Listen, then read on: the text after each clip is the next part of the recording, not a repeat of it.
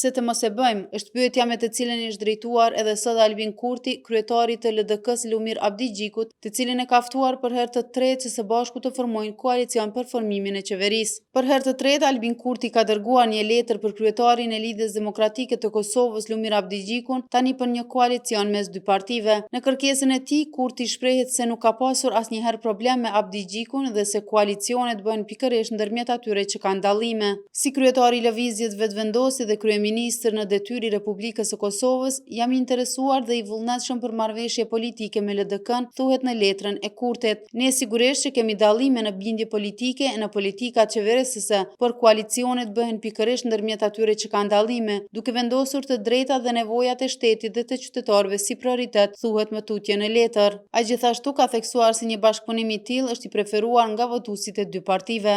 Përpjekja 11 për konstituimin e Kuvendit të Kosovës ka dështuar pasi nuk u arrit kuorumi i nevojshëm për të vazhduar seancën. Për herë të tretë, partitë opozitare PDK, LDK, AAK dhe Nisma kanë refuzuar kërkesën e deputetit të lëvizjes vetëvendosje Avni Dehari për të propozuar antar për komisionin që do të merret me organizimin e votimit të fshehtë në Kuvendin e Kosovës. Seanca konstituive do të vazhdojë të mërkurën në orën 10.